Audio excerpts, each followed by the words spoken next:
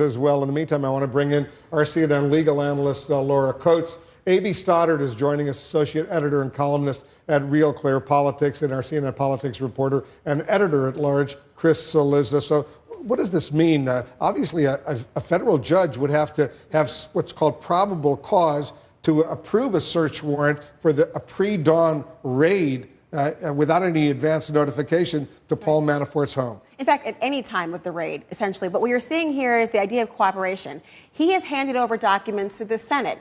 Mueller is overseeing a criminal probe. There's been no indication yet that he's been cooperative in the criminal probe. What you hand over to the Senate or in the House is very, very different. What this is telling you, you already know that there is a magnifying glass over Paul Manafort's head for other unrelated financial matters, including his ties to the Ukraine, et cetera. But now you have somebody who they're saying, look, we're not going to just trust that you're going to volunteer every source of information that you want to give them, and we will take on a wink and a nod that you're being truthful. The role of the investigators and the role of the FBI is to dig out information that they would not otherwise be privy to, and the search warrant helps that. So there's speculation, number one. Number two, the idea that he was talking about the squeezing him out, this is about leverage. You would like to have people to cooperate in order to access and perhaps prosecute, if there's evidence to do so, other big fish. Now, Manafort was the #1 guy at the time that the collusion activity was heating up. He's certainly somebody who was at that meeting with Veselnitskaya, who was the Russian lawyer talking about the pretextual argument about adoption. And he's somebody who's handed over documents about finances. He had very, very key ties to Russia. So if you're going to try to get information about other people in the campaign who may have been involved, you want the leverage of other information. What I see here is speculation and very good investigation. And I do not know whether or not there has been a concerted effort to cooperate with both the Senate and the criminal probe. Just alleged collusion. Alleged collusion. Exclamation activity. point. Okay, just want to point that out. How do you see this? Because this does come as a surprise. It's not every day that the special counsel and the FBI would launch a search like this, get a search warrant, and against a very, very high-profile person. No, and the FBI coming to your house and taking things from it is clearly to send a message and to sort of say,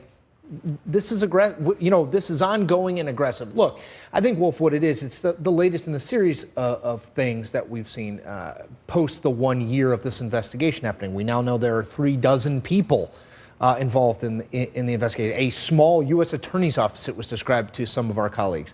We know a grand jury has been impaneled. We know they have issued subpoenas. So this is all moving forward. It's fascinating to me because it's moving forward. This is one of the more public things that we've seen, but it's all moving forward with Bob Mueller and the rest of his investigators totally silent. Meanwhile, on the other side, you have Donald Trump, witch hunt, total hoax. His lawyers are looking into ways to, as the Washington Post and the New York Times have reported, ways to, offer some opposition research in some of these people. So you have a lot of noise on this end. This is a little bit noisy on the special counsel end, and I think meant to be so. But this is not an investigation Donald Trump, through all of his talk, through his huffing and puffing, can stop. Really. I mean, he could fire Bob Mueller, but there's circumstances there. So I think that's fascinating. They're both moving along on these tracks, one a lot louder than the other. Because, A.B., it does send a pretty strong message. Obviously, Paul Manafort got the message very personally, but others who are under investigation right now, whether Michael Flynn, the former national security advisor, or who others, they might get a knock on their door early one morning as well. Right. The pre-dawn raid is a sign that they had reason to suspect that he might destroy evidence, and he wasn't fully disclosing all that he had. It sends that signal to other people who are under investigation that nothing will be spared.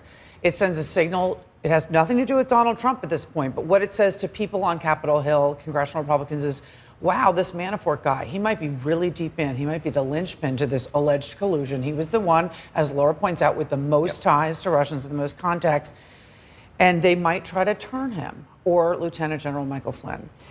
They seem to me the most deep in. What it says, if you're still working on the White House team, is, wow, what does this mean in terms of, again, how deep Paul Manafort might have been in, what they could turn up, and it makes it less of a witch hunt every time you have one of these tangible events where they had probable cause to believe a crime was committed, suspected you might be about to destroy evidence and documents, and they raid your home before dawn. And Bob Mueller, that's really conclusive. Bob Mueller not cowed.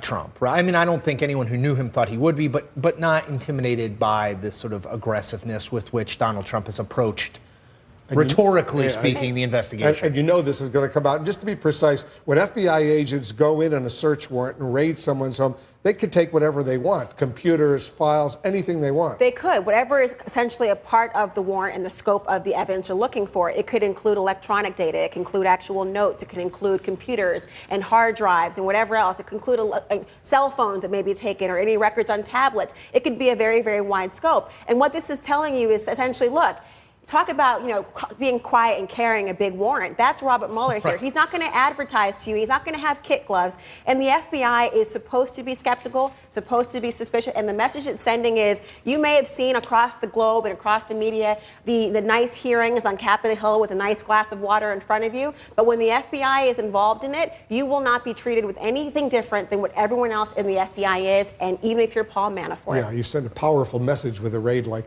that. All right, guys, thanks very, very much, Chris, AB, and Laura. Good discussion.